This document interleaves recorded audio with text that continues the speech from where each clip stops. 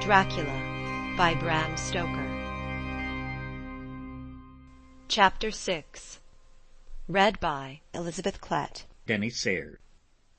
Mina Murray's Journal. 24th July, Whitby.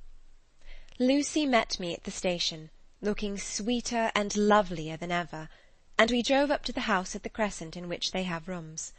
This is a lovely place. The little river, the Esk, runs through a deep valley, which broadens out as it comes near the harbour. A great viaduct runs across, with high piers, through which the view seems somehow further away than it really is.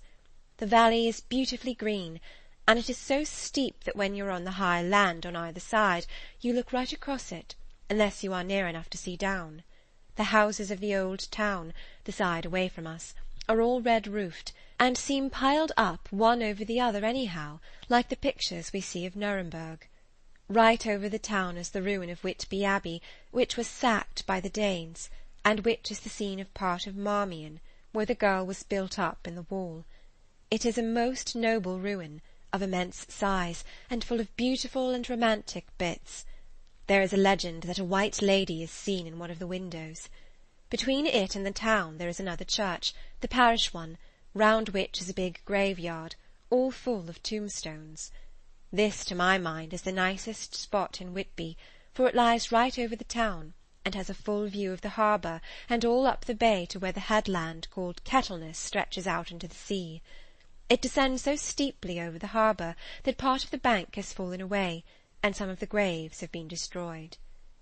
In one place part of the stonework of the graves stretches out over the sandy pathway far below.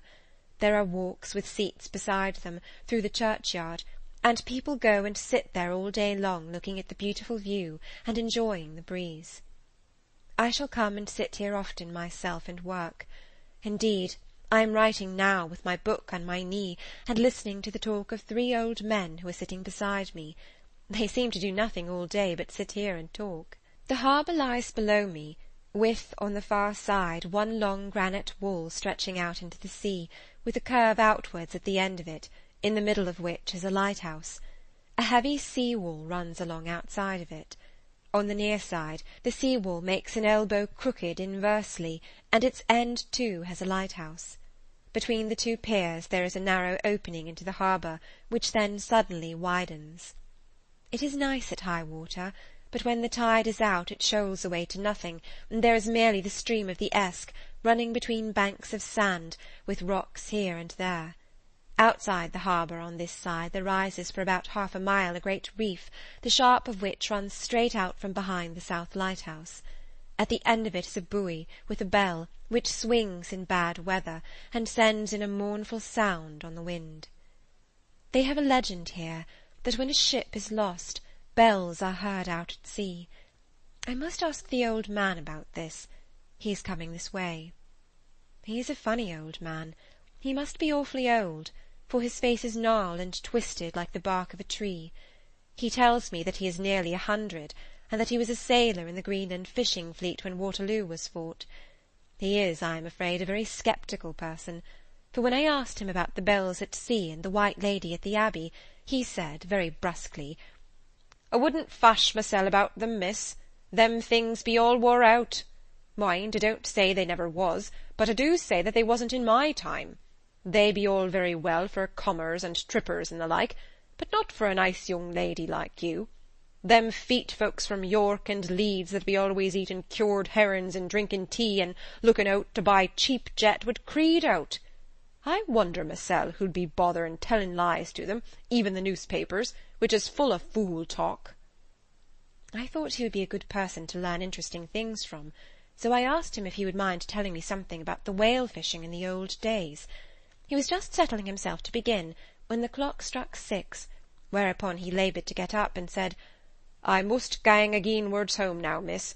My granddaughter doesn't like to be kept waiting when the tea is ready, for it takes me time to crammel aboon the grees, for there be a many of 'em, and, miss, I lack belly-timber sairly by the clock." He hobbled away, and I could see him hurrying as well as he could down the steps. The steps are a great feature on the place. They lead from the town to the church. There are hundreds of them. I do not know how many, and they wind up in a delicate curve. The slope is so gentle that a horse could easily walk up and down them. I think they must originally have had something to do with the Abbey. I shall go home too. Lucy went out, visiting with her mother, and as they were only duty calls, I did not go. 1st August. I came up here an hour ago with Lucy, and we had a most interesting talk with my old friend and the 2 others who always come and join him. He is evidently the Sir Oracle of them, and I should think must have been in his time a most dictatorial person.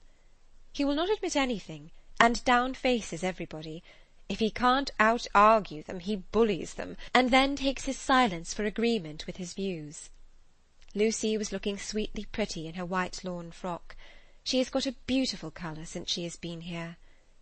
I noticed that the old men did not lose any time in coming and sitting near her when we sat down. She is so sweet with old people. I think they all fell in love with her on the spot. Even my old man succumbed and did not contradict her, but gave me double share instead. I got him on the subject of the legends, and he went off at once into a sort of sermon. I must try to remember it, and put it all down. It be all fool talk, lock, stock, and barrel. That's what it be, and nowt else. These banns, and wafts, and bogusts, and barguests, and bogles, and all anent them, is only fit to set bairns and dizzy women a belderin. They be nowt but airblebs. They and all grims and signs and warrants be all invented by persons and ilsome birk-bodies and railway touters to skeer and scunner halflins, and to get folks to do something that they don't other incline to. It makes me ireful to think of them. Why, it's them that, not content with printing lies and paper and preaching them out of pulpits, does want to be cutting them on the tombstones. Look here, all round you, and whate'er you wilt. All them steens, holding up their heads as well as they can out of their pride, is a cant, simply tumbling down with the weight of the lies wrote on them. Here lies the body, or sacred to the memory, wrote on all of them, and yet in nigh half of them there bean't no bodies at all, and the memories of them bean't cared a pinch of snuff about, much less sacred. Lies, all of them, nothing but lies of one kind or another. My Gog, but it'll be a quare scroderment at the day of judgment, when they come tumbling up in their death-sarks, all duped together and trying to drag their tomb-steams with them to prove how good they was, some of them trimling and dithering with their hands that doesn't, and slippery from lying in the sea, that they can't even keep their girp of them. I could see from the old fellow's self-satisfied air, and the way in which he looked round for the approval of his cronies, that he was showing off, so I put in a word to keep him going. "Oh, Mr. Swales, you can't be serious. Surely these tombstones are not all wrong?" "Yabblins! There may be a poorish few not wrong, savin' where they make out the people too good, for there be folk that do think a balm-bowl be like the sea, if only it be their own. The whole thing be only lies. Now look you here. You come here a stranger, and you see this kirk-garth." I nodded, for I thought it better to assent, though I did not quite understand his dialect. I knew it had something to do with the church. He went on, "And you consate that all these steens be aboon folk that hapt be here, snod and snog?" I assented again. "Then that be just where the lie comes in. Why, there be scores of these lay-bed that be tomb as old Dunn's back-a-box on Friday night." He nudged one of his companions, and they all laughed. "And my Gog, how could they be otherwise? Look at that one, the aftest abaft the beer bank. Read it." I went over and read, "Edward Spencelag, Master Mariner, murdered by pirates off the coast of Andres, April 1854, age 30. When I came back, Mr. Swales went on, "Who brought him home, I wonder, to hap him here, murdered off the coast of Andres? And you consated his body lay under. Why, I could name ye a dozen whose bones lie in the Greenland seas above," he pointed northwards, "or where the currents may have drifted them. There be the steens round ye. Ye can, with your young eyes, read the small print of the lies from here. This Braithwaite Lowry, I knew his father, lost in the Lively off Greenland in 20, or Andrew Woodhouse, drowned in the same seas in 1777, or John Paxton, drowned off Cape Farewell a year later, or old John Rawlings, whose grandfather sailed with me, drowned in the Gulf of Finland in 50. Do you think that all these men will have to make a rush to Whitby when the trumpet sounds? I have me antherums about it. I tell ye that when they got here they'd be jummelin' and jostling one another in the way that it'd be like a fight on the ice in the old days, when we'd be at one another from daylight to dark, and trying to tie up our cuts by the aurora borealis." This was evidently local pleasantry, for the old man cackled over it, and his cronies joined in with gusto. "But," said I, "surely you are not quite correct, for you start on the assumption that all the poor people, or their spirits, will have to take their tombstones with them on the Day of Judgment. Do you think that will really be necessary?" "Well, what else be they tombstones for? Answer me that, miss." "To please their relatives, I suppose." "To please their relatives, you suppose?" This he said with intense scorn. "How will it please their relatives to know that lies is wrote over them, and that everybody in the place knows that they be lies?"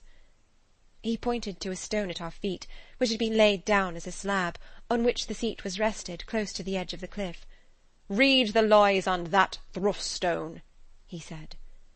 The letters were upside down to me where I sat, but Lucy was more opposite to them, so she leant over and read, "Sacred to the memory of George Cannon, who died in the hope of a glorious resurrection on July 29th, 1873, falling from the rocks at Kettleness. This tomb was erected by his sorrowing mother to her dearly beloved son. He was the only son of his mother, and she was a widow." "Really, Mr. Swales, I don't see anything very funny in that." She spoke her comment very gravely and somewhat severely. "You don't see aught funny, ha! But that's because you don't go on the sorrowing mother was a hell-cat that hated him because he was a screwed, a regular lammeter he was, and he hated her so that he committed suicide in order that she mightn't get an insurance she put on his life.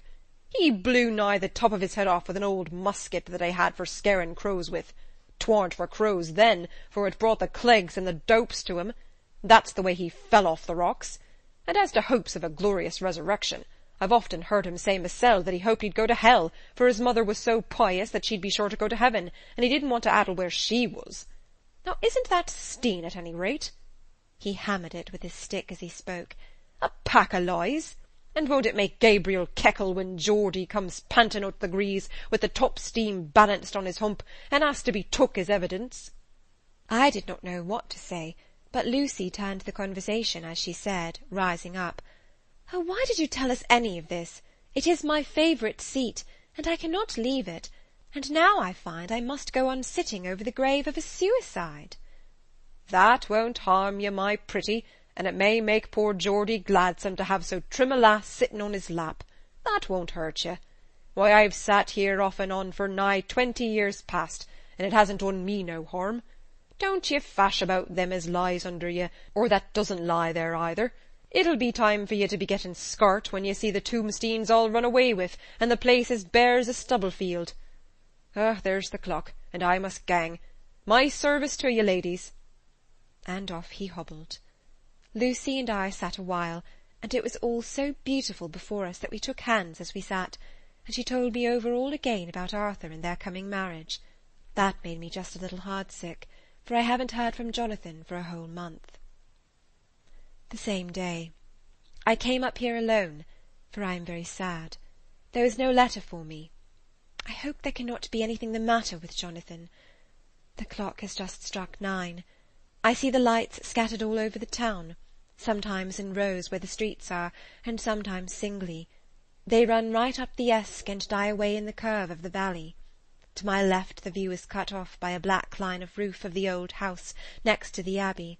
The sheep and lambs are bleating in the fields away behind me, and there is a clatter of donkeys' hoofs up the paved road below. The band on the pier is playing a harsh waltz in good time, and farther along the quay there is a Salvation Army meeting in a back street.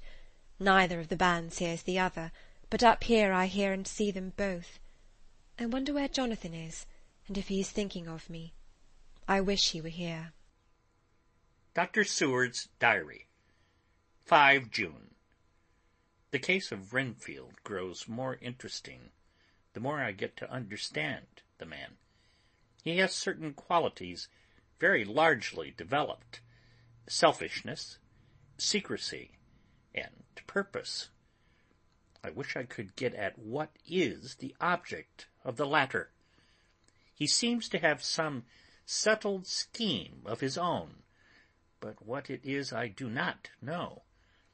His redeeming quality is a love of animals, though indeed he has such curious turns in it that I sometimes imagine he is only abnormally cruel.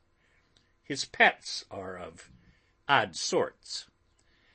Just now his hobby is catching flies.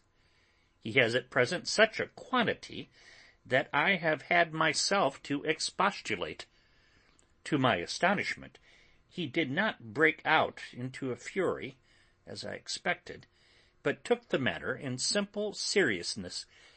He thought for a moment, and then said, "May I have 3 days?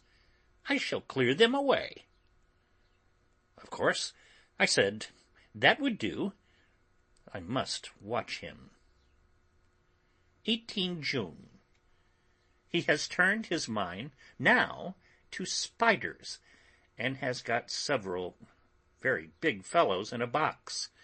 He keeps feeding them his flies, and the number of the latter is becoming sensibly diminished, although he has used half his food in attracting more flies from outside to his room. 1 July. His spiders are now becoming as great a nuisance as his flies, and today I told him that he must get rid of them. He looked very sad at this, so I said that he must some of them, at all events. He cheerfully acquiesced in this, and I gave him the same time as before for reduction. He disgusted me much while with him, for when a horrid blowfly, bloated with some carrion food, buzzed into the room, he caught it, held it exultantly for a few moments between his finger and thumb, and before I knew what he was going to do, put it in his mouth and ate it. I scolded him for it, but he argued quietly that it was very good and very wholesome, that it was life, strong life, and gave life to him. This gave me an idea, or the rudiment of one.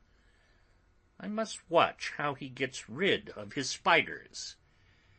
He has evidently some deep problem in his mind, for he keeps a little notebook in which he is always jotting down something. Whole pages of it are filled with masses of figures, generally single numbers added up in batches, and then the totals added in batches again, as though he were focusing some account, as the auditors put it. 8 July.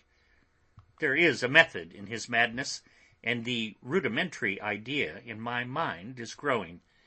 It will be a whole idea soon, and then, unconscious cerebration, you will have to give the wall to your conscious brother. I kept away from my friend for a few days, so that I might notice if there were any change. Things remained as they were, except that he has parted with some of his pets and got a new one. He has managed to get a sparrow, and has already partially tamed it. His means of taming is simple, for already the spiders have diminished. Those that do remain, however, are well fed, for he still brings in the flies by tempting them with his food. 19 July. We are progressing. My friend has now a whole colony of sparrows, and his flies and spiders are almost obliterated. When I came in, he ran to me and said he wanted to ask me a great favor, a very, very great favor. And as he spoke, he fawned on me like a dog. I asked him what it was, and he said, with a sort of rapture in his voice and bearing, "A kitten, a nice little sleek playful kitten that I can play with and teach and feed and feed and feed." I was not unprepared for this request, for I had noticed how his pets went on increasing in size, in vivacity, but I did not care that his pretty family of tame sparrows should be wiped out in the same manner as the flies and spiders. So I said I would see about it, and asked him if he would not rather have a cat than a kitten. His eagerness betrayed him as he answered, "Oh, yes, I would like a cat. I only asked for a kitten lest you should refuse me a cat. No one would refuse me a kitten, would they?" I shook my head, and said that at present I feared it would not be possible, but that I would see about it. His face fell, and I could see a warning of danger in it, for there was a sudden, fierce, sidelong look which meant killing. The man is an undeveloped, homicidal maniac. I shall test him with his present craving, and see how it will work out. Then I shall know more. 10 p.m. I have visited him again, and found him sitting in a corner, brooding. When I came in, he threw himself on his knees before me, and implored me to let him have a cat, that his salvation depended on it. I was firm, however, and told him that he could not have it, whereupon he went without a word and sat down, gnawing his fingers, in the corner where I had found him. I shall see him in the morning, early. 20 July. Visited Renfield very early before attendant went his rounds. Found him up and humming a tune. He was spreading out his sugar, which he had saved, in the window, and was manifestly beginning his fly-catching again, and beginning it cheerfully and with a good grace. I looked around for his birds, and, not seeing them, asked him where they were. He replied, without turning round, that they had all flown away. There were a few feathers about the room, and on his pillow a drop of blood. I said nothing, but went and told the keeper to report to me if there was anything odd about him during the day. 11 a.m. The attendant has just been to see me to say that Renfield has been very sick, and has disgorged a whole lot of feathers. "My belief is, doctor," he said, "that he has eaten his birds, and that he just took them and ate them raw." 11 p.m. I gave Renfield a strong opiate tonight, enough to make even him sleep, and took away his pocket-book to look at it. The thought that has been buzzing about my brain lately is complete, and the theory is proved. My homicidal maniac is of a peculiar kind. I shall have to invent a new classification for him, and call him a zoophagous, life-eating maniac. What he desires is to absorb as many lives as he can, and he has laid himself out to achieve it in a cumulative way. He gave many flies to one spider, and many spiders to one bird, and then wanted a cat to eat the many birds. What would have been his later steps? It would almost be worth while to complete the experiment. It might be done if there were only a sufficient cause. Men sneered at vivisection, and yet look at its results today. Why not advance science in its most difficult and vital aspect, the knowledge of the brain? Had I even the secret of one such mind, did I hold the key to the fancy of even one lunatic, I might advance my own branch of science to a pitch compared with which Burdon Sanderson's physiology or Ferrier's brain knowledge would be as nothing. If only there were a sufficient cause. I must not think too much of this, or I may be tempted. A good cause might turn the scale with me, for may not I, too, be of an exceptional brain, congenitally? How well the man reasoned! Lunatics always do within their own scope. I wonder at how many lives he values a man, or if at only one. He has closed the account most accurately, and today begun a new record. How many of us begin a new record with each day of our lives? To me, it seems only yesterday that my whole life ended with my new hope, and that truly I began a new record. So it shall be until the great recorder sums me up and closes my ledger account with a balance to profit or loss. Oh, Lucy, I cannot be angry with you, nor can I be angry with my friend whose happiness is yours. But I must only wait on, hopeless, and work.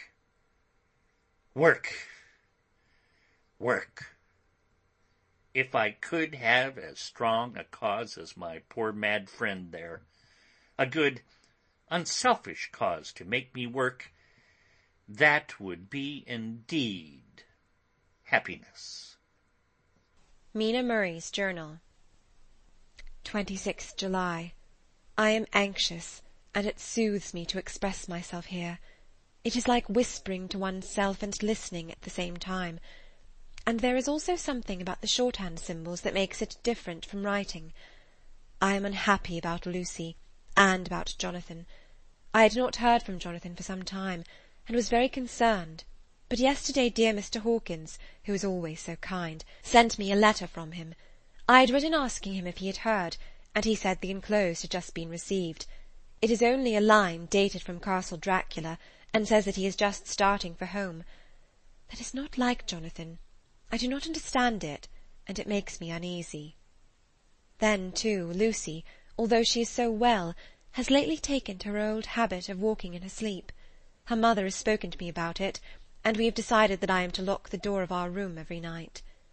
Mrs. Westenra has got an idea that sleep-walkers always go out on roofs of houses and along the edges of cliffs, and then get suddenly wakened or fall over with a despairing cry that echoes all over the place. Poor dear, she is naturally anxious about Lucy, and tells me that her husband, Lucy's father, had the same habit, and that he would get up in the night and dress himself and go out if he were not stopped. Lucy is to be married in the autumn, and she is already planning out her dresses and how her house is to be arranged. I sympathize with her, for I do the same. Only Jonathan and I will start in life in a very simple way, and shall have to try to make both ends meet. Mr. Holmwood, he is the Honourable Arthur Holmwood, only son of Lord Godalming, is coming up here very shortly, as soon as he can leave town, for his father is not very well, and I think dear Lucy is counting the moments till he comes. She wants to take him up to the seat in the churchyard cliff, and show him the beauty of Whitby. I dare say it is the waiting which disturbs her. She will be all right when he arrives. 27th July. No news from Jonathan. I am getting quite uneasy about him, though why I should I do not know, but I do wish that he would write, if it were only a single line. Lucy walks more than ever, and each night I am awakened by her moving about the room. Fortunately the weather is so hot that she cannot get cold, but still the anxiety and the perpetually being awakened is beginning to tell on me, and I am getting nervous and wakeful myself. Thank God Lucy's health keeps up. Mr. Holmwood has been suddenly called to Ring to see his father, who has been taken seriously ill. Lucy frets at the postponement of seeing him, but it does not touch her looks. She is a trifle stouter, and her cheeks are a lovely rose pink. She has lost the anemic look which she had. I pray it will all last. 3rd August. Another week has gone by, and no news from Jonathan, not even to Mr. Hawkins, from whom I have heard. Oh, I do hope he is not ill. He surely would have written. I look at that last letter of his, but somehow it does not satisfy me. It does not read like him, and yet it is his writing. There is no mistake of that. Lucy has not walked much in her sleep the last week, but there is an odd concentration about her which I do not understand. Even in her sleep she seems to be watching me. She tries the door, and finding it locked, goes about the room searching for the key. 6th August. Another 3 days, and no news. This suspense is getting dreadful. If I only knew where to write to, or where to go to, I should feel easier. But no one has heard a word of Jonathan since that last letter. I must only pray to God for patience. Lucy is more excitable than ever, but is otherwise well. Last week was very threatening, and the fishermen say that we are in for a storm. I must try to watch it and learn the weather signs. To-day is a grey day, and the sun as I write is hidden in thick clouds, high over Kettleness. Everything is grey, except the green grass, which seems like emerald amongst it, grey earthy rock, grey clouds, tinged with the sunburst at the far edge, hang over the grey sea, into which the sand-points stretch like grey figures. The sea is tumbling in over the shallows and the sandy flats with a roar, muffled in the sea-mists drifting inland. The horizon is lost in a grey mist. All vastness, the clouds are piled up like giant rocks, and there is a brool over the sea that sounds like some passage of doom. Dark figures are on the beach here and there, sometimes half shrouded in the mist, and seem men like trees walking. The fishing boats are racing for home, and rise and dip in the ground-swell as they sweep into the harbour, bending to the scuppers. Here comes old Mr. Swales. He is making straight for me, and I can see by the way he lifts his hat that he wants to talk. I have been quite touched by the change in the poor old man. When he sat down beside me, he said in a very gentle way, "I want to say something to you, miss." I could see he was not at his ease, so I took his poor old wrinkled hand in mine, and asked him to speak fully. So he said, leaving his hand in mine, "I'm afraid, my dearie, that I must have shocked you by all the wicked things I've been saying about the dead, and such like, for weeks past, but I didn't mean them, and I want you to remember that when I'm gone. We old folks that be daffled, and with one foot abaft the crook-hole, don't altogether like to think of it, and we don't want to feel scart of it, and that's why I've took to making light of it, so that I'd cheer up my own heart a bit. But, Lord love you, miss, I ain't afraid of dying, not a bit, only I don't want to die if I can help it. My time must be nigh at hand now, for I be old, and 100 years is too much for any man to expect, and I'm so nigh it that the old man is already whetting his scythe. You see, I can't get out of the habit of caffing about it all at once. The chaffs will wag as they be used to. Some day soon the angel of death will sound his trumpet for me, but don't you do all in greet, me dearie," for he saw that I was crying. "If he should come this very night, I'd not refuse to answer his call, for life be, after all, only a waiting for something else than what we're doing, and death be all that we can rightly depend on. But I'm content, for it's comin' to me, my dearie, and comin' quick. It may be comin' while we be looking and wondering. Maybe it's in that wind out over the sea that's bringing with it loss and wreck, and sore distress and sad hearts. Look, look," he cried suddenly. "There's something in that wind and in the house beyond that sounds, and looks and tastes and smells like death. It's in the air. I feel it comin'. Lord, make me answer cheerful when my call comes." He held up his arms devoutly, and raised his hat. His mouth moved as though he were praying. After a few minutes' silence, he got up, shook hands with me, and blessed me, and said good-bye, and hobbled off. It all touched me, and upset me very much. I was glad when the coastguard came along, with his spy-glass under his arm. He stopped to talk with me, as he always does, but all the time kept looking at a strange ship. "I can't make her out," he said. "She's a Russian, by the look of her, but she's knocking about in the queerest way. She doesn't know her mind a bit. She seems to see the storm coming, but can't decide whether to run up north in the open, or to put in here. Look there again. She is steered mighty strangely, for she doesn't mind the hand on the wheel, changes about with every puff of wind. We'll hear more of her before this time tomorrow." Chapter 7. Read by Kara Schallenberg, Chuck Burke. Elizabeth Klett. Cutting from the Dailygraph, 8 August. Pasted in Mina Murray's journal. From a correspondent. Whitby. One of the greatest and suddenest storms on record has just been experienced here, with results both strange and unique. The weather had been somewhat sultry, but not to any degree uncommon in the month of August. Saturday evening was as fine as was ever known, and the great body of holiday-makers laid out yesterday for visits to Mulgrave Woods, Robin Hood's Bay, Rig Mill, Runswick, Staithes, and the various trips in the neighbourhood of Whitby.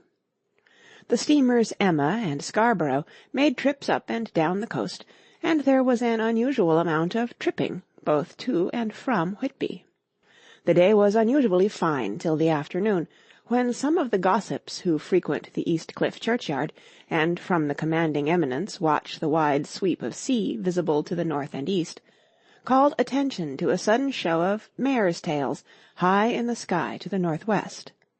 The wind was then blowing from the southwest in the mild degree which in barometrical language is ranked No. 2, light breeze. The coastguard on duty at once made report, and one old fisherman, who for more than half a century has kept watch on weather signs from the East Cliff, foretold in an emphatic manner the coming of a sudden storm. The approach of sunset was so very beautiful, so grand in its masses of splendidly coloured clouds, that there was quite an assemblage on the walk along the cliff in the old churchyard to enjoy the beauty. Before the sun dipped below the black mass of Kettleness, standing boldly athwart the western sky, its downward way was marked by myriad clouds of every sunset colour, flame, purple, pink, green, violet, and all the tints of gold, with here and there masses not large, but of seemingly absolute blackness, in all sorts of shapes, as well outlined as colossal silhouettes. The experience was not lost on the painters, and doubtless some of the sketches of the Prelude to the Great Storm will grace the R.A. and R.I. walls in May next. More than one captain made up his mind then and there that his cobble, or his mule, as they term the different classes of boats, would remain in the harbour till the storm had passed. The wind fell away entirely during the evening, and at midnight there was a dead calm, a sultry heat, and that prevailing intensity which, on the approach of thunder, affects persons of a sensitive nature. There were but few lights in sight at sea, for even the coasting steamers, which usually hug the shore so closely, kept well to seaward, and but few fishing boats were in sight. The only sail noticeable was a foreign schooner with all sails set, which was seemingly going westwards.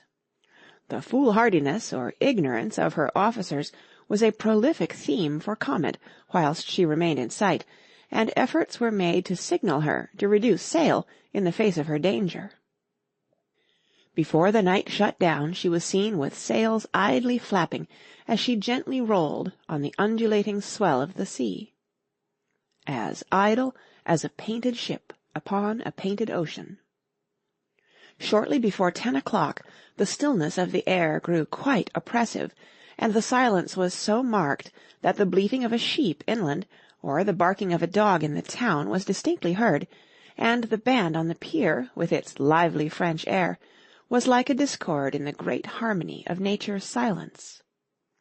A little after midnight came a strange sound from over the sea, and high overhead the air began to carry a strange, faint, hollow booming. Then, without warning, the tempest broke. With a rapidity which, at the time, seemed incredible, and even afterwards is impossible to realize, the whole aspect of nature at once became convulsed. The waves rose in growing fury, each overtopping its fellow, till in a very few minutes the lately glassy sea was like a roaring and devouring monster. White-crested waves beat madly on the level sands, and rushed up the shelving cliffs. Others broke over the piers, and with their spume swept the lanterns of the lighthouses, which rise from the end of either pier of Whitby harbour.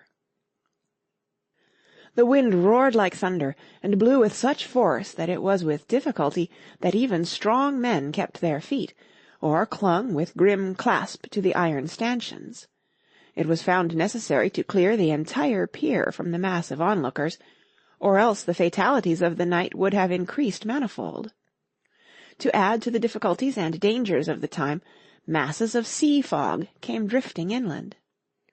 White, wet clouds, which swept by in ghostly fashion, so dank and damp and cold that it needed but little effort of imagination to think that the spirits of those lost at sea were touching their living brethren with the clammy hands of death, and many a one shuddered as the wreaths of sea-mist swept by.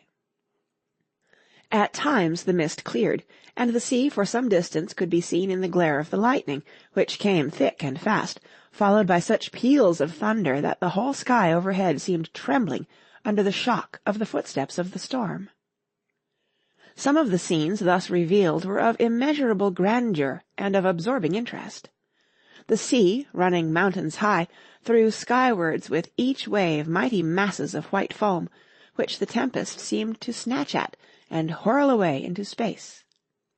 Here and there a fishing-boat, with a rag of sail, running madly for shelter before the blast, now and again the white wings of a storm-tossed sea-bird.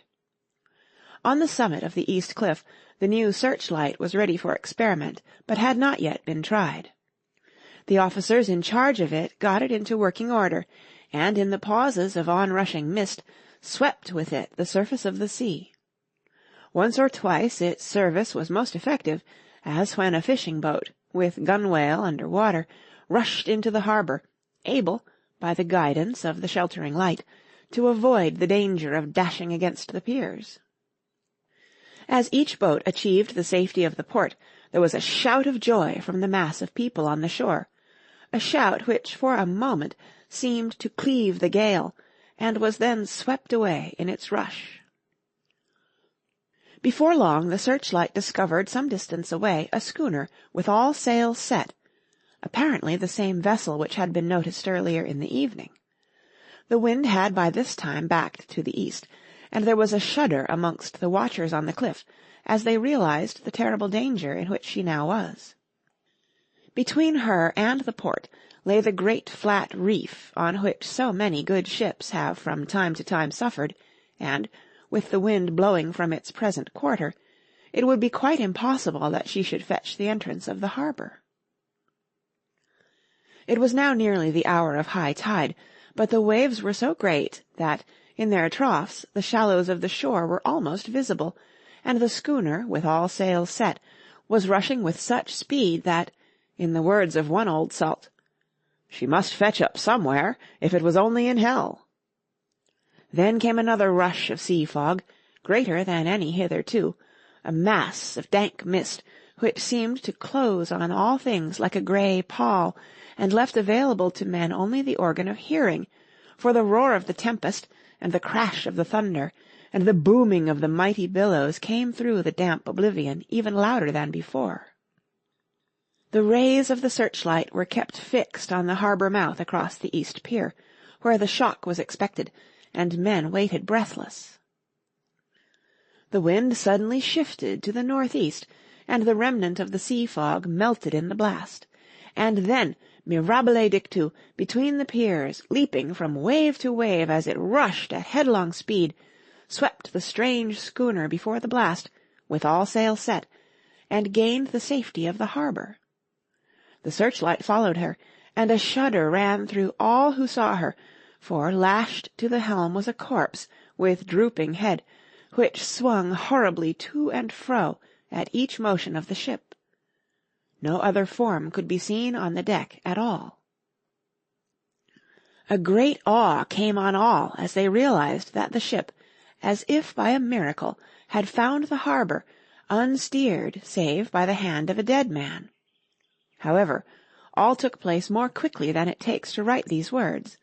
The schooner paused not, but, rushing across the harbour, pitched herself on that accumulation of sand and gravel washed by many tides and many storms into the southeast corner of the pier jutting under the east cliff, known locally as Tate Hill Pier.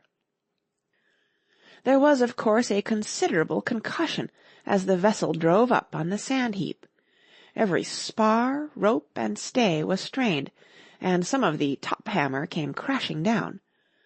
But strangest of all, the very instant the shore was touched, an immense dog sprang up on deck from below, as if shot up by the concussion, and, running forward, jumped from the bow on the sand.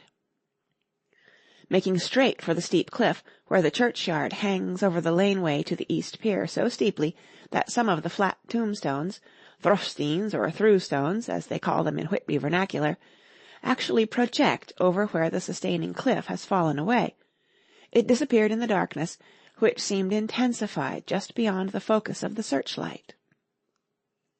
It so happened that there was no one at the moment on Tate Hill Pier, as all those whose houses are in close proximity were either in bed or were out on the heights above. Thus the coast guard on duty on the eastern side of the harbour, who at once ran down to the little pier, was the first to climb aboard. The men working the searchlight, after scouring the entrance of the harbour without seeing anything, then turned the light on the derelict and kept it there. The coast guard ran aft, and when he came beside the wheel, bent over to examine it, and recoiled at once as though under some sudden emotion. This seemed to pique general curiosity, and quite a number of people began to run. It is a good way round from the west cliff by the drawbridge to Tate Hill Pier, but your correspondent is a fairly good runner, and came well ahead of the crowd. When I arrived, however, I found already assembled on the pier a crowd whom the coast guard and police refused to allow to come on board. By the courtesy of the chief boatman, I was, as your correspondent, permitted to climb on deck, and was one of a small group who saw the dead seaman whilst actually lashed to the wheel. It was no wonder that the coast guard was surprised, or even awed, for not often can such a sight have been seen. The man was simply fastened by his hands, tied one over the other to a spoke of the wheel. Between the inner hand and the wood was a crucifix, the set of beads on which it was fastened being around both wrists and wheel, and all kept fast by the binding cords. The poor fellow may have been seated at one time, but the flapping and buffeting of the sails had worked through the rudder of the wheel, and had dragged him to and fro, so that the cords with which he was tied had cut the flesh to the bone. Accurate note was made of the state of things, and a doctor, Surgeon J. M. Caffin, of 33 East Elliot Place, who came immediately after me, declared, after making examination, that the man must have been dead for quite 2 days. In his pocket was a bottle, carefully corked, empty save for a little roll of paper, which proved to be the addendum to the log. The coast guard said the man must have tied up his own hands, fastening the knots with his teeth. The fact that a coast guard was the first on board may save some complications later on, in the Admiralty Court, for coast guards cannot claim the salvage, which is the right of the first civilian entering on a derelict. Already, however, the legal tongues are wagging, and one young law student is loudly asserting that the rights of the owner are already completely sacrificed, his property being held in contravention of the statutes of Mormain, since the tiller, as emblemship if not proof of delegated possession, is held in a dead hand. It is needless to say that the dead steersman has been reverently removed from the place where he held his honourable watch and ward till death, a steadfastness as noble as that of the young Casabianca, and placed in the mortuary to await inquest. Already the sudden storm is passing, and its fierceness is abating. Crowds are scattering backward, and the sky is beginning to redden over the Yorkshire wolds. I shall send, in time for your next issue, further details of the derelict ship, which found her way so miraculously into harbour in the storm. 9 August. The sequel to the strange arrival of the derelict in the storm last night is almost more startling than the thing itself. It turns out that the schooner is Russian, from Varna, and is called the Demeter. She is almost entirely in ballast of silver sand, with only a small amount of cargo, a number of great wooden boxes filled with mould. This cargo was consigned to a Whitby solicitor, Mr. S. F. Billington, of 7, the Crescent, who this morning went aboard and took formal possession of the goods consigned to him. The Russian consul, too, acting for the charter party, took formal possession of the ship, and paid all harbour dues, etc. Nothing is talked about here today except the strange coincidence. The officials of the Board of Trade have been most exacting in seeing that every compliance has been made with existing regulations. As the matter is to be a 9 days' wonder, they are evidently determined that there shall be no cause of other complaint. A good deal of interest was abroad concerning the dog which landed when the ship struck, and more than a few of the members of the S.P.C.A., which is very strong in Whitby, have tried to befriend the animal. To the general disappointment, however, it was not to be found. It seems to have disappeared entirely from the town. It may be that it was frightened and made its way on to the moors, where it is still hiding in terror. There are some who look with dread on such a possibility, lest later on it should in itself become a danger, for it is evidently a fierce brute. Early this morning a large dog, a half-bred mastiff belonging to a coal merchant, close to Tate Hill Pier, was found dead in the roadway opposite its master's yard. It had been fighting, and manifestly had had a savage opponent, for its throat was torn away, and its belly was slit open, as if with a savage claw. Later. By the kindness of the Board of Trade Inspector, I have been permitted to look over the log-book of the Demeter, which was in order up to within 3 days, but contained nothing of special interest, except as to facts of missing men. The greatest interest, however, is with regard to the paper found in the bottle, which was to-day produced at the inquest, and a more strange narrative than the two between them unfold it has not been my lot to come across. As there is no motive for concealment, I am permitted to use them, and accordingly send you a transcript, simply omitting technical details of seamanship and supercargo. It almost seems as though the captain had been seized with some kind of mania before he had got well into blue water, and that this had developed persistently throughout the voyage.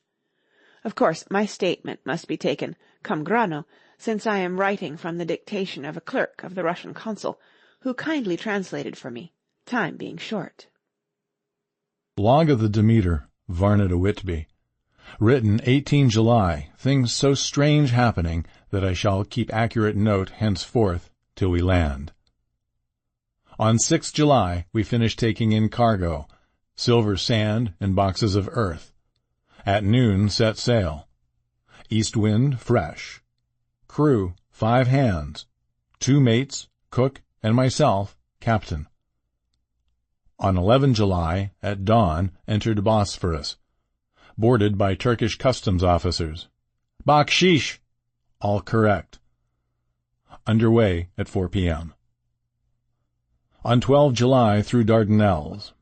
More customs officers and flagboat of guarding squadron. Bakshish again. Work of officers thorough but quick.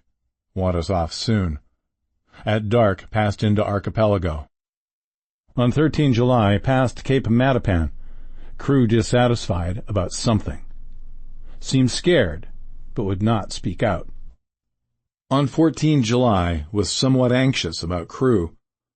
Men all steady fellows who sailed with me before.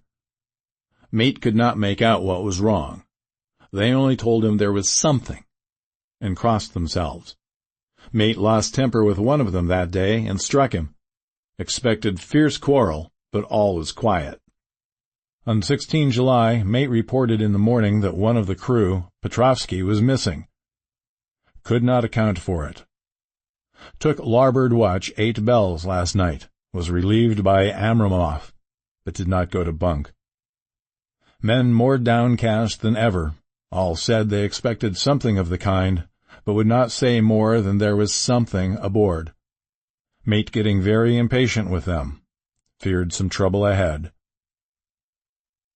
On 17 July, yesterday, one of the men, Olgarin, came to my cabin and in an awestruck way confided to me that he thought there was a strange man aboard the ship.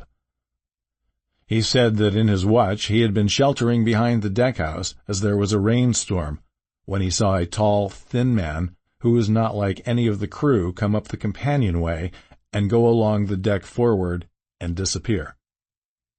He followed cautiously, but when he got to the bows found no one, and the hatchways were all closed. He was in a panic of superstitious fear, and I'm afraid the panic may spread. To allay it, I shall today search the entire ship carefully, from stem to stern. Later in the day, I got together the whole crew and told them, as they evidently thought there was someone in the ship, we would search from stem to stern. First mate, angry, said it was folly, and to yield to such foolish ideas would demoralize the men, said he would engage to keep them out of trouble with the handspike. I let him take the helm, while the rest began a thorough search, all keeping abreast with lanterns. We left no corner unsearched. As there were only big wooden boxes, there were no odd corners where a man could hide. Men much relieved when search over, and went back to work cheerfully. First mate scowled, but said nothing. 22 July. Rough weather last 3 days, and all hands busy with sails, no time to be frightened. Men seem to have forgotten their dread. Mate cheerful again, and all on good terms. Praised men for work in bad weather. Past Gibraltar and out through straits. All well. 24 July. There seems some doom over this ship. Already a hand short and entering the Bay of Biscay with wild weather ahead, and yet last night another man lost, disappeared. Like the first, he came off his watch and was not seen again. Men, all in a panic of fear, sent a round-robin, asking to have double watch, as they fear to be alone. Mate angry. Fear there will be some trouble, as either he or the men will do some violence. 28 July. 4 days in hell, knocking about in a sort of maelstrom, and the wind a tempest. No sleep for anyone. Men all worn out. Hardly know how to set a watch, since no one fit to go on. Second mate volunteered to steer and watch, and let men snatch a few hours' sleep. Wind abating, seas still terrific, but feel them less, as ship is steadier. 29 July. Another tragedy. Had single watch tonight as crew too tired to double. When morning watch came on deck, could find no one except steersman. Raised outcry and all came on deck. Thorough search, but no one found. Are now without second mate and crew in a panic. Mate and I agreed to go armed henceforth and wait for any sign of cause. 30 July, last night. Rejoiced we are nearing England. Weather fine, all sails set. Retired, worn out, slept soundly. Awakened by mate telling me that both man of watch and steersman missing. Only self and mate, and 2 hands left to work ship. 1 August. 2 days of fog and not a sail sighted. Had hoped when in the English Channel to be able to signal for help or get in somewhere. Not having power to work sails, have to run before wind. Dare not lower, as could not raise them again. We seem to be drifting to some terrible doom. Mate now more demoralized than either of men. His stronger nature seems to have worked inwardly against himself. Men are beyond fear, working stolidly and patiently with minds made up to worst. They are Russian, he Romanian. 2 August, midnight. Woke up from few minutes' sleep by hearing a cry, seemingly outside my port. Could see nothing in fog. Rushed on deck and ran against mate. Tells me he heard cry and ran, but no sign of man on watch. 1 more gone. Lord help us. Mate says we must be past Straits of Dover, as in a moment of fog lifting he saw North Foreland, just as he heard the man cry out. If so, we are now off in the North Sea, and only God can guide us in the fog. which seems to move with us, and God seems to have deserted us. 3 August. At midnight I went to relieve the man at the wheel, and when I got to it found no one there. The wind was steady, and as we ran before it there was no yawing. I dared not leave it, so shouted for the mate. After a few seconds he rushed up on deck in his flannels. He looked wild-eyed and haggard, and I greatly fear his reason has given way. He came close to me and whispered hoarsely with his mouth to my ear, as though fearing the very air might hear. "It is here. I know it now. On the watch last night I saw it. Like a man, tall and thin and ghastly pale. It was in the bows and looking out. I crept behind it and gave it my knife, but the knife went through it, empty as the air." And as he spoke, he took the knife and drove it savagely into space. Then he went on. "But it is here, and I'll find it. It is in the hold, perhaps in one of those boxes. I'll unscrew them one by one and see. You work the helm." And with a warning look and his finger on his lip, he went below. There was springing up a choppy wind, and I could not leave the helm.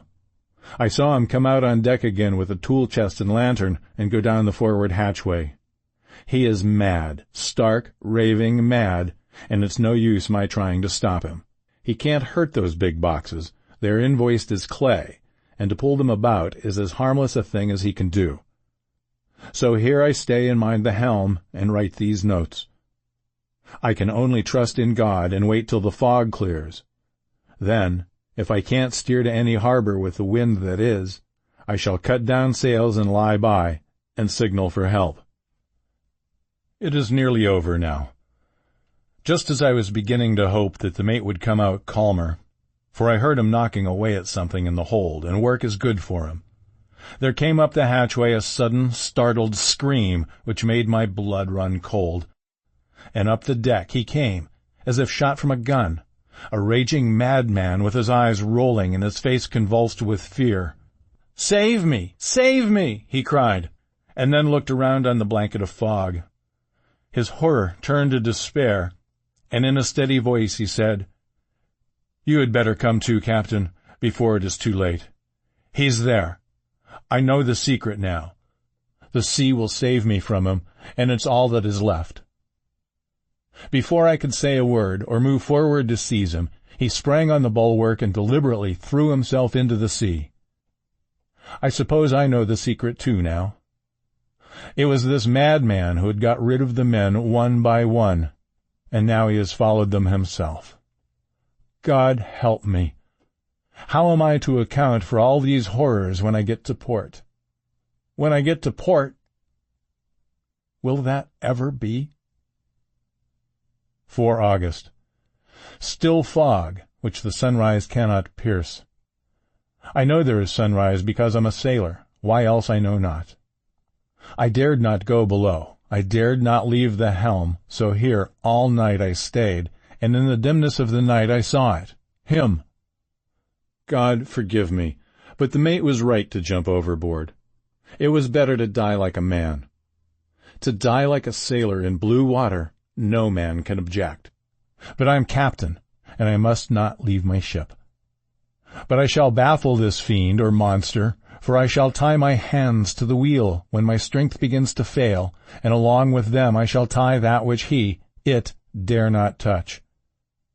And then, come good wind or foul, I shall save my soul and my honor as captain.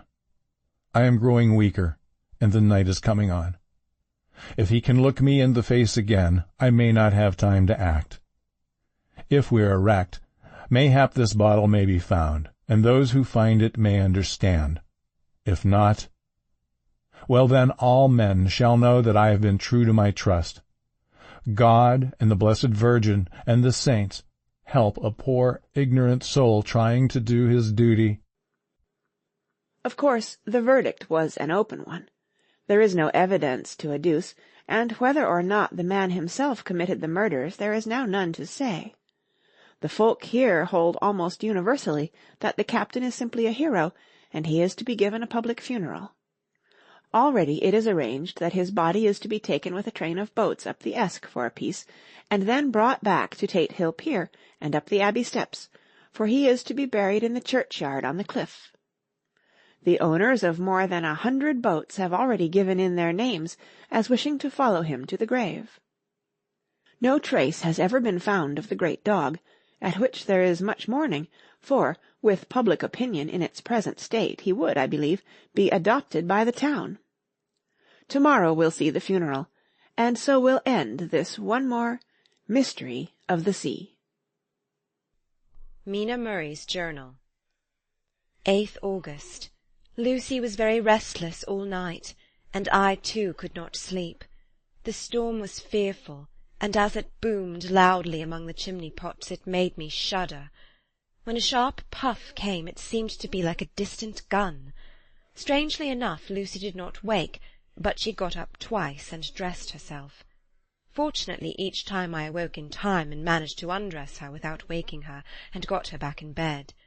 It is a very strange thing, this sleep-walking, for as soon as her will is thwarted in any physical way, her intention, if there be any, disappears, and she yields herself almost exactly to the routine of her life. Early in the morning we both got up and went down to the harbour to see if anything had happened in the night. There were very few people about, and though the sun was bright and the air clear and fresh, the big, grim-looking waves that seemed dark themselves because the foam that topped them was like snow, forced themselves in through the mouth of the harbour, like a bullying man going through a crowd. Somehow I felt glad that Jonathan was not on the sea last night, but on land. But oh, is he on land or sea? Where is he, and how? I am getting fearfully anxious about him. If I only knew what to do, and could do anything. 10th August. The funeral of the poor sea-captain to-day was most touching. Every boat in the harbour seemed to be there, and the coffin was carried by captains all the way from Tate Hill Pier up to the churchyard. Lucy came with me, and we went early to our old seat, whilst the cortege of boats went up the river to the viaduct and came down again.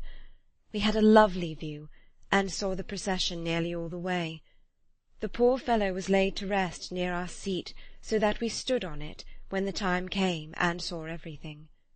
Poor Lucy seemed much upset. She was restless and uneasy all the time, and I cannot but think that her dreaming at night is telling on her. She is quite odd in one thing. She will not admit to me that there is any cause for restlessness, or if there be, she does not understand it herself.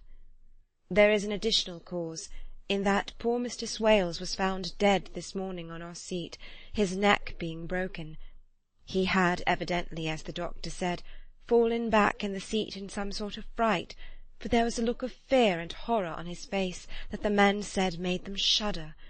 Poor dear old man! Lucy is so sweet and sensitive that she feels influences more acutely than other people do. Just now she was quite upset by a little thing which I did not much heed, though I myself am very fond of animals. One of the men, who came up here often to look for the boats, was followed by his dog. The dog is always with him. They are both quiet persons, and I never saw the man angry, nor heard the dog bark. During the service the dog would not come to its master, who was on the seat with us, but kept a few yards off, barking and howling. Its master spoke to it gently, and then harshly, and then angrily. But it would neither come nor cease to make a noise. It was in a fury, with its eyes savage, and all its hair bristling out like a cat's tail when puss is on the war-path. Finally the man too got angry, and jumped down and kicked the dog, and then took it by the scruff of the neck, and half dragged and half threw it on the tombstone on which the seat is fixed. The moment it touched the stone, the poor thing began to tremble. It did not try to get away, but crouched down, quivering and cowering, and was in such a pitiable state of terror that I tried, though without effect, to comfort it. Lucy was full of pity too, but she did not attempt to touch the dog, but looked at it in an agonized sort of way. I greatly fear that she is of too supersensitive a nature to go through the world without trouble. She will be dreaming of this to-night, I am sure. The whole agglomeration of things, the ship steered into port by a dead man, his attitude, tied to the wheel with a crucifix and beads, The touching funeral, the dog, now furious and now in terror, will all afford material for her dreams. I think it will be best for her to go to bed tired out physically, so I shall take her for a long walk by the cliffs to Robin's Hood Bay and back. She ought not to have much inclination for sleep-walking then. Chapter 8. Read by Elizabeth Klett, Kathleen Watt, Robert Barton, Dennis Sayers. Hawaii. Mina Murray's Journal. Same day, 11 o'clock p.m. Oh, but I am tired. If it were not that I had made my diary a duty, I should not open it tonight. We had a lovely walk. Lucy, after a while, was in gay spirits, owing, I think, to some dear cows who came nosing towards us in a field close to the lighthouse, and frightened the wits out of us. I believe we forgot everything, except, of course, personal fear, and it seemed to wipe the slate clean and give us a fresh start.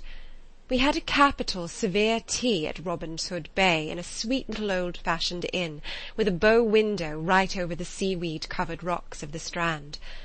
I believe we should have shocked the new woman with our appetites. Men are more tolerant, bless them. Then we walked home with some, or rather many, stoppages to rest, and with our hearts full of a constant dread of wild bulls.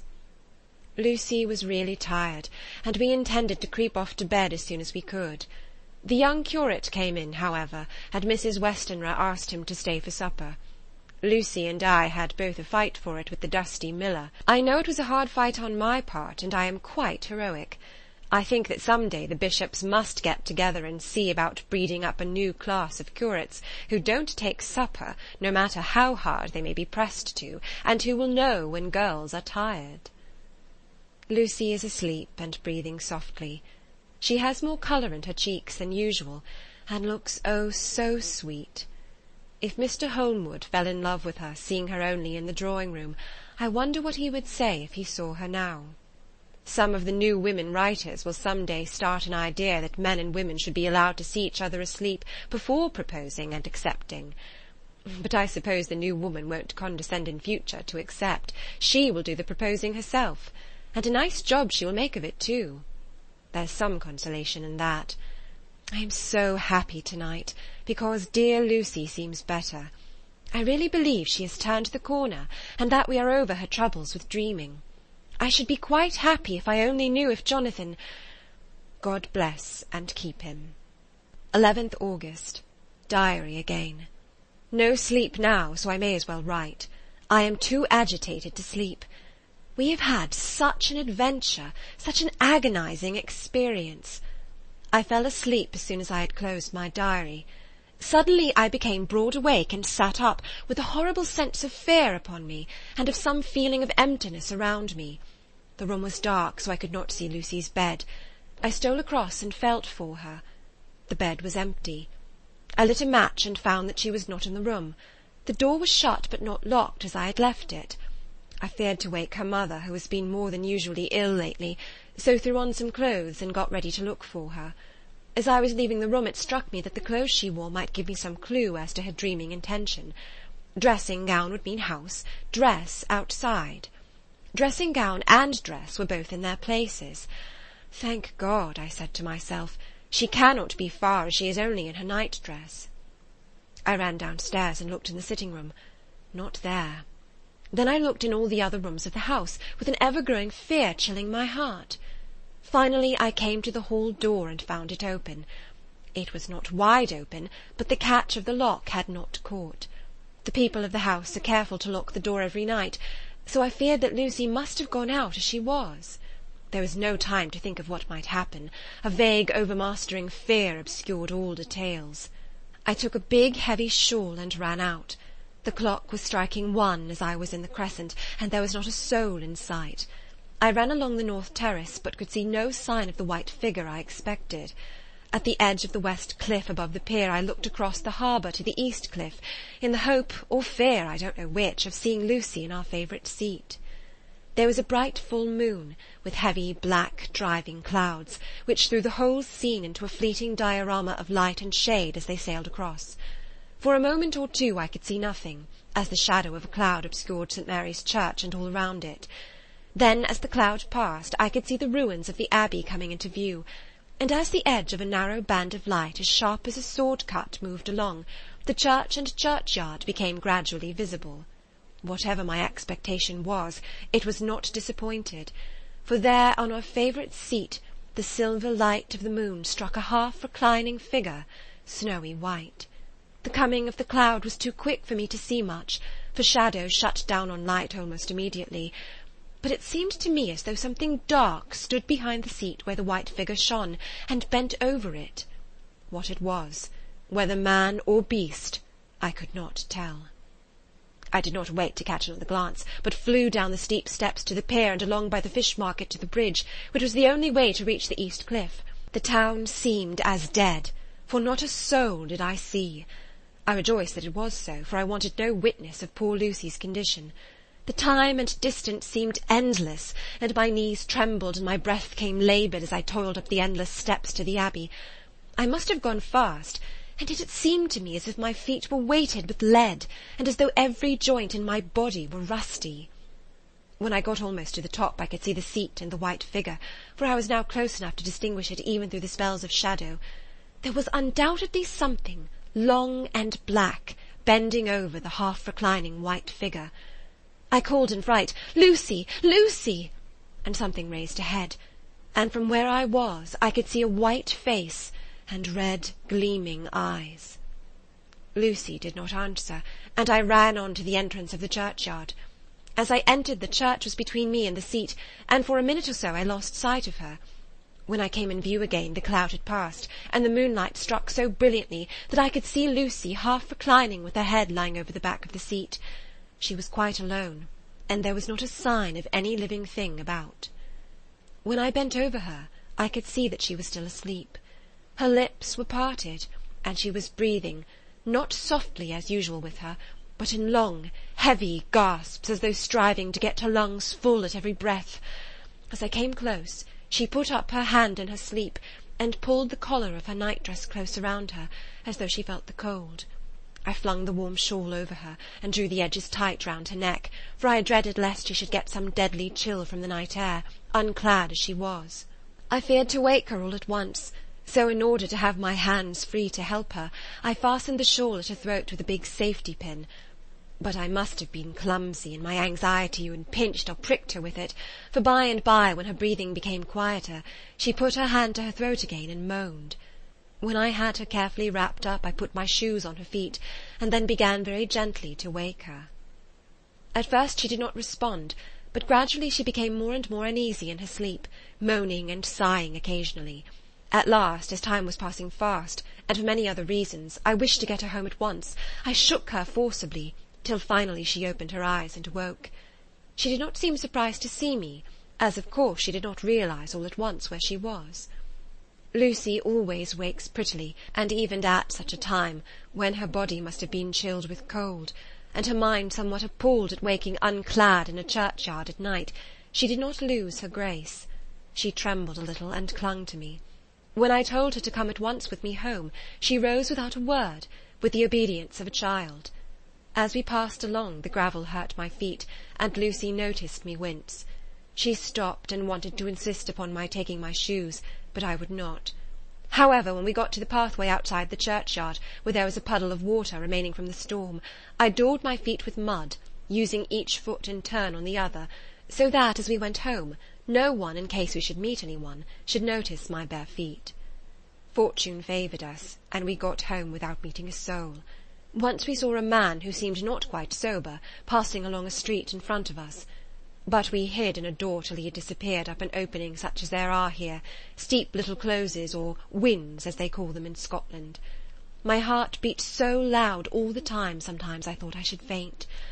I was filled with anxiety about Lucy, not only for her health, lest she should suffer from the exposure, but for her reputation in case the story should get wind.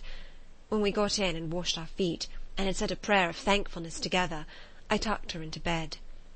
Before falling asleep, she asked, even implored me not to say a word to anyone, even her mother, about her sleep-walking adventure.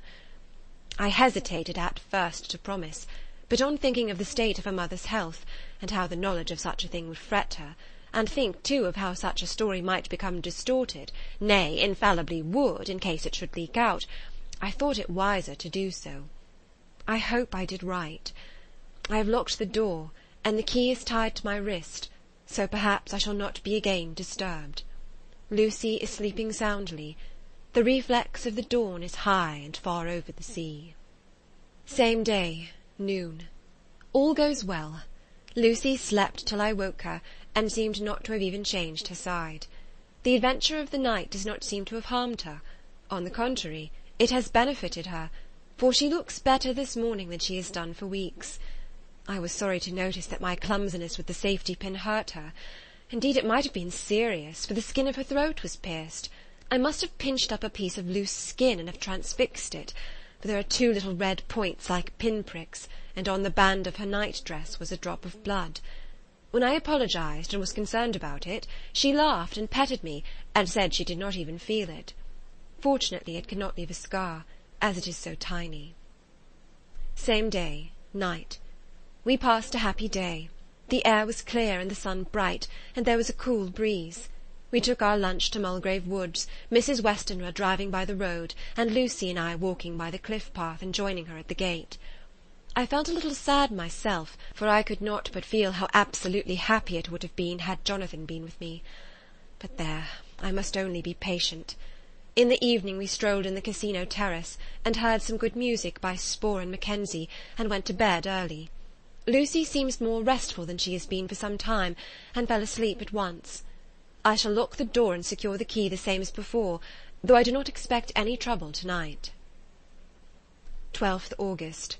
My expectations were wrong, for twice during the night I was wakened by Lucy trying to get out.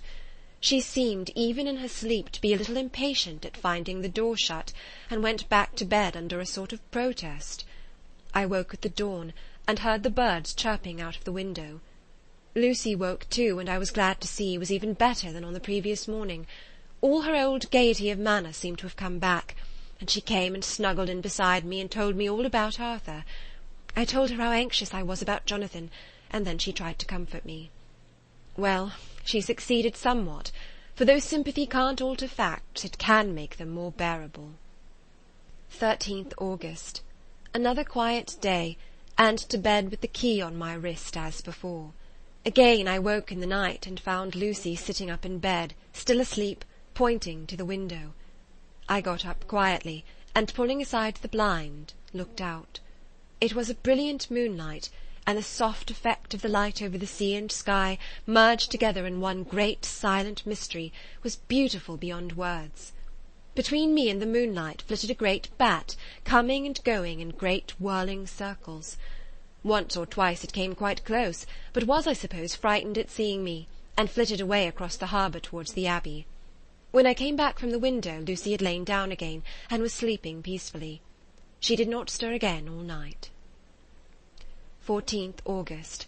On the East Cliff, reading and writing all day.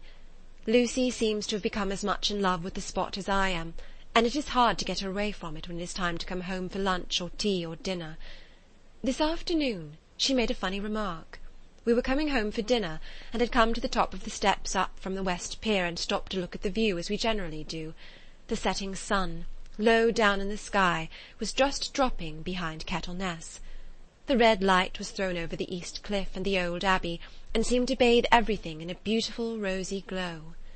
We were silent for a while, and suddenly Lucy murmured as if to herself, "His red eyes again. They are just the same." It was such an odd expression, coming apropos of nothing, that it quite startled me.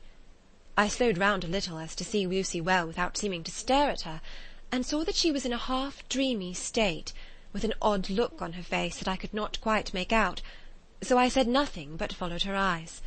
She appeared to be looking over at our own seat, whereon was a dark figure seated alone. I was quite a little startled myself, for it seemed for an instant as if the stranger had great eyes like burning flames, but a second look dispelled the illusion. The red sunlight was shining on the windows of St. Mary's Church behind our seat, and as the sun dipped there was just sufficient change in the reflection and refraction to make it appear as if the light moved. I called Lucy's attention to the peculiar effect, and she became herself with a start, but she looked sad all the same. It may have been that she was thinking of that terrible night up there. We never refer to it, so I said nothing and we went home to dinner. Lucy had a headache and went early to bed.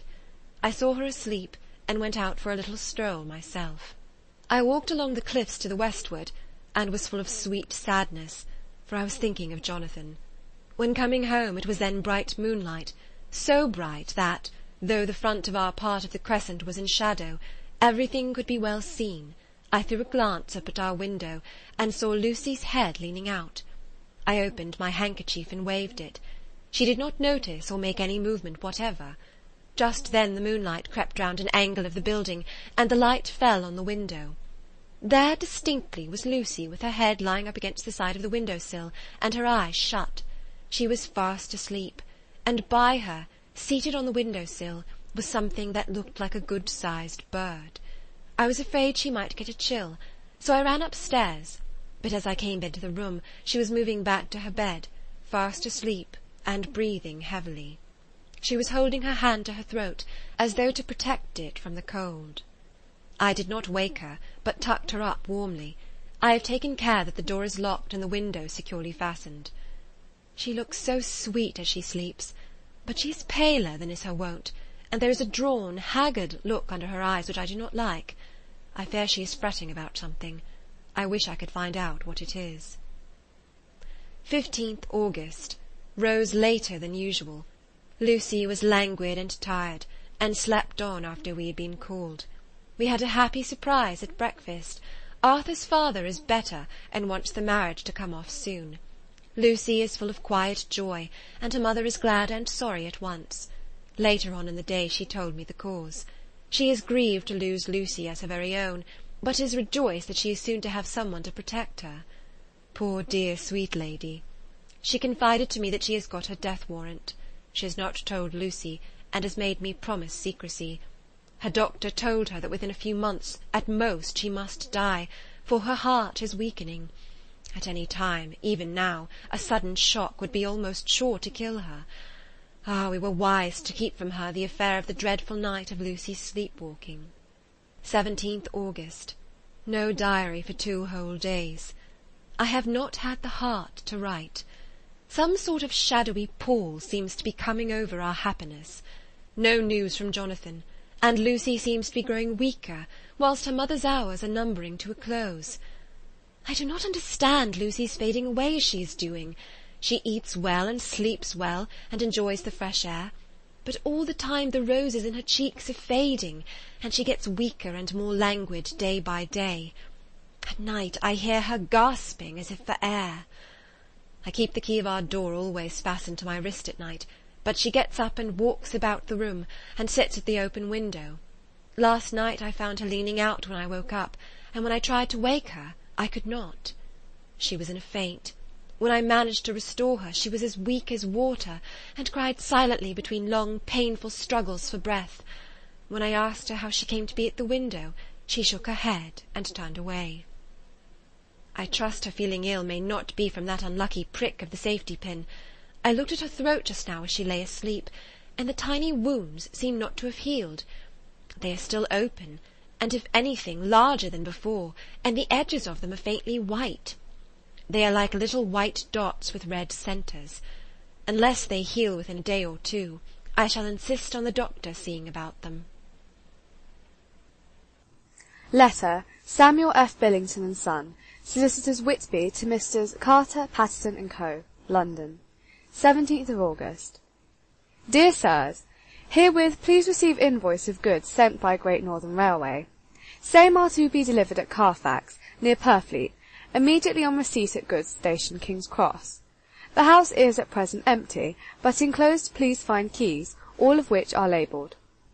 You will please deposit the boxes, 50 in number, which form the consignment, in the partially ruined building forming part of the house, and marked A on rough diagrams enclosed.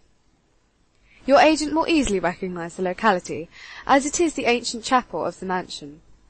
The goods leave by the train at 9:30 tonight, and will be due at King's Cross at 4:30 tomorrow afternoon. As our client wishes the delivery made as soon as possible, we shall be obliged by your having teams ready at King's Cross at the time named, and forthwith conveying the goods to destination. In order to obviate any delays possible through any routine requirements as to payment in your departments, we enclose cheque herewith for £10, receipt of which please acknowledge. Should the charge be less than this amount, you can return balance. If greater, we shall at once send cheque for difference on hearing from you. You are to leave the keys on coming away in the main hall of the house, where the proprietor may get them on his entering the house by means of his duplicate key. Pray do not take us as exceeding the bounds of business, courtesy, in pressing you in all ways to use the utmost expedition. We are, dear sirs, faithfully yours, Samuel F. Billington and Son. Letter, Messrs. Carter, Patterson and Company, London, to Messrs. Billington and Son, Whitby. 21 August. Dear Sirs, we beg to acknowledge £10 received and to return cheque of £1 17s 9d, amount of overplus, as shown in receipted accounts herewith. Goods are delivered in exact accordance with instructions, and keys left in parcel in main hall, as directed. We are, dear Sirs, yours respectfully, Pro. Carter, Patterson and Company. Mina Murray's Journal. 18th August. I am happy today, and right sitting on the seat in the churchyard. Lucy is ever so much better. Last night she slept well all night, and did not disturb me once. The roses seem coming back already to her cheeks, though she is still sadly pale and wan-looking. If she were in any way anemic I could understand it, but she is not. She is in gay spirits and full of life and cheerfulness.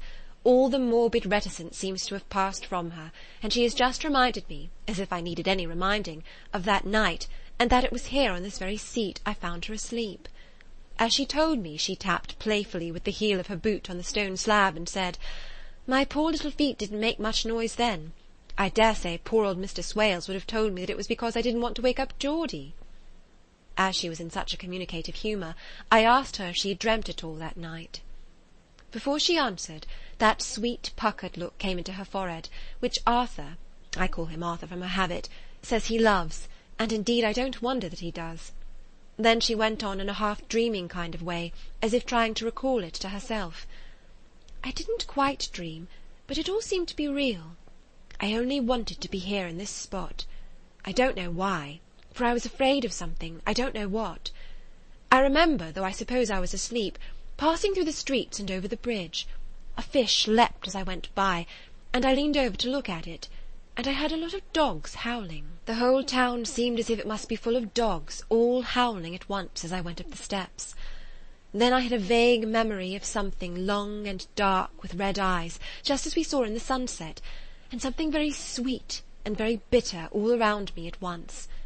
And then I seemed sinking into deep green water, and there was a singing in my ears, as I have heard there is to drowning men, and then everything seemed passing away from me.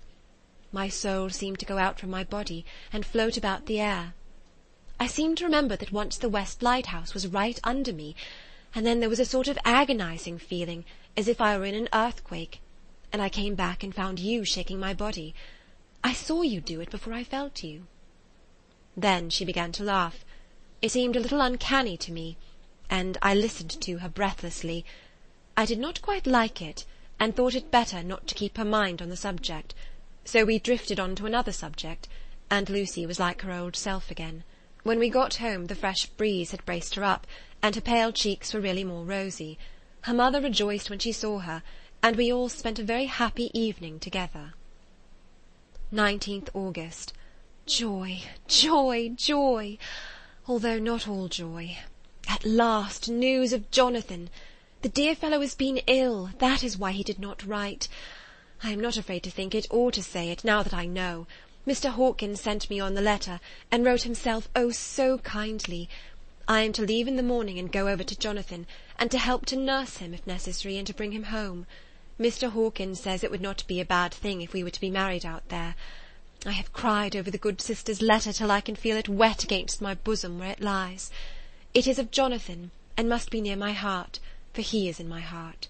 My journey is all mapped out, and my luggage ready. I am only taking one change of dress.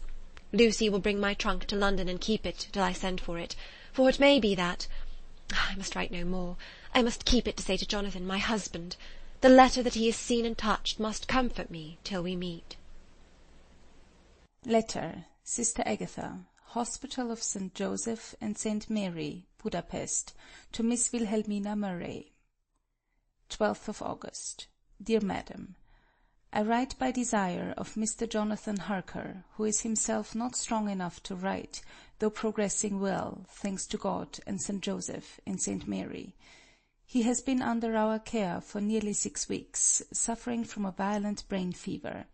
He wishes me to convey his love, and to say that by this post I write for him to Mr. Peter Hawkins, Exeter, to say, with his dutiful respects, that he is sorry for his delay, and that all of his work is completed. He will require some few weeks' rest in our sanatorium in the hills, but will then return. He wishes me to say that he has not sufficient money with him, and that he would like to pay for his staying here, so that others who need shall not be wanting for help. Believe me, yours, with sympathy and all blessings, Sister Agatha. P.S. My patient being asleep, I open this to let you know something more. He has told me all about you, and that you are shortly to be his wife. All blessings to you both. He has had some fearful shock, so says our doctor, and in his delirium his ravings have been dreadful, of wolves and poison and blood, of ghosts and demons, and I fear to say of what. Be careful of him always, that there may be nothing to excite him of this kind for a long time to come. The traces of such an illness as his do not lightly die away. We should have written long ago, but we knew nothing of his friends, and there was nothing on him, nothing that any one could understand. He came in the train from Klausenburg, and the guard was told by the station-master there that he rushed into the station shouting for a ticket for home. Seeing from his violent demeanour that he was English, they gave him a ticket for the furthest station on the way thither that the train reached. Be assured that he is well cared for. He has won all hearts by his sweetness and gentleness. He is truly getting on well, and I have no doubt will in a few weeks be all himself. But be careful of him for safety's sake. There are, I pray to God and St. Joseph and St. Mary, many, many happy years for you both.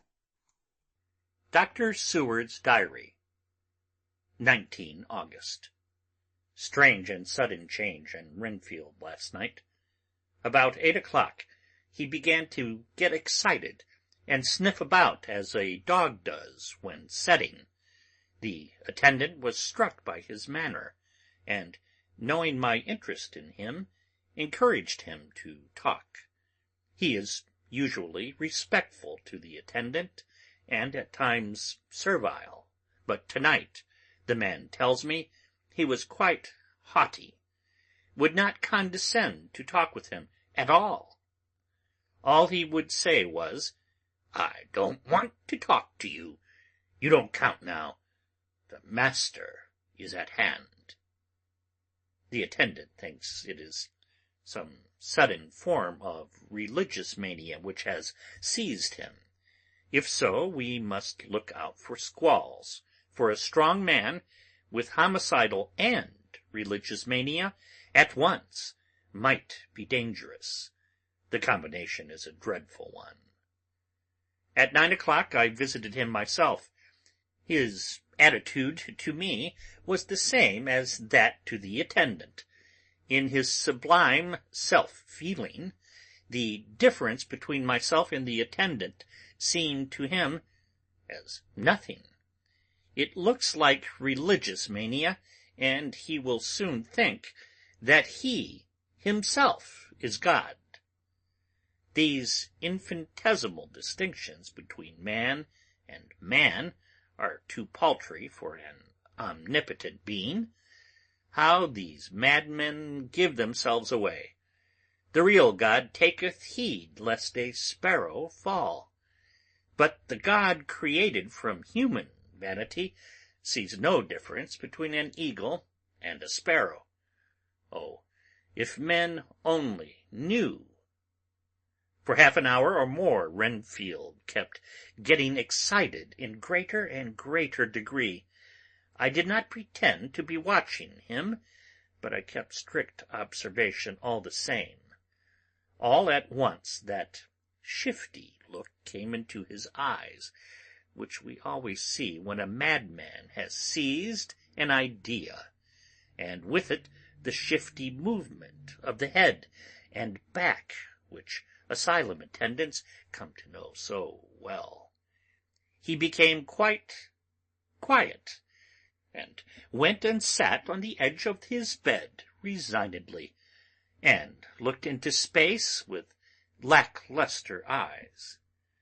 I thought I would find out if his apathy were real or only assumed, and tried to lead him to talk of his pets, a theme which had never failed to excite his attention. At first he made no reply, but at length said testily, "Bother them all! I don't care a pin about them." "What?" I said. "You don't mean to tell me you don't care about spiders?" Spiders at present are his hobby, and his notebook is filling up with columns of small figures. To this he answered enigmatically, "The bride maidens rejoice the eyes that wait the coming of the bride. But when the bride draweth nigh, then the maidens shine not to the eyes that are filled." He would not explain himself, but remained obstinately seated on his bed all the time I remained with him. I am weary tonight and low in spirits. I cannot but think of Lucy, and how different things might have been. If I don't sleep at once, chloral, the modern Morpheus, I must be careful not to let it grow into a habit. No, I shall take none tonight.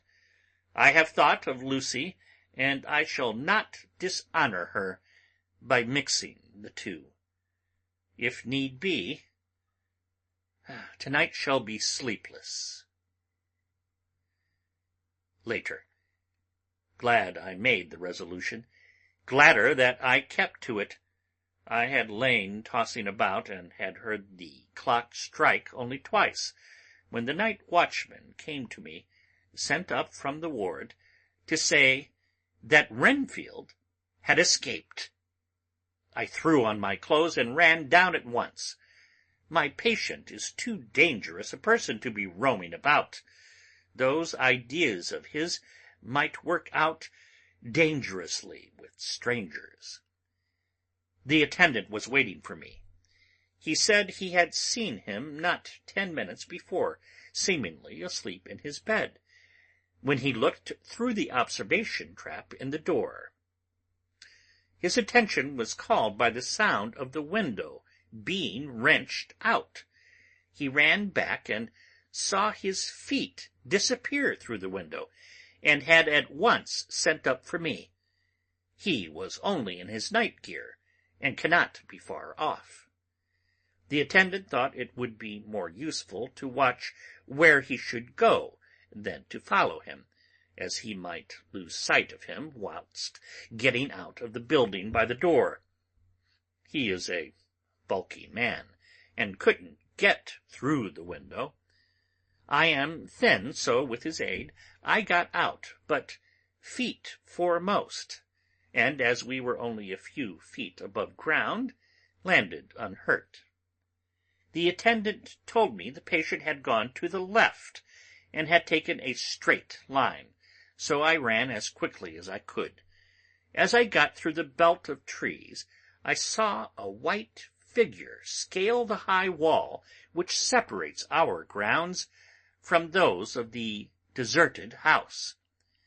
I ran back at once, told the watchman to get 3 or 4 men immediately and follow me into the grounds of Carfax, in case our friend might be dangerous. I got a ladder myself, and crossing the wall, dropped down on the other side. I could see Renfield's figure just disappearing behind the angle of the house, so I ran after him. On the far side of the house, I found him pressed close against the old iron-bound oak door of the chapel.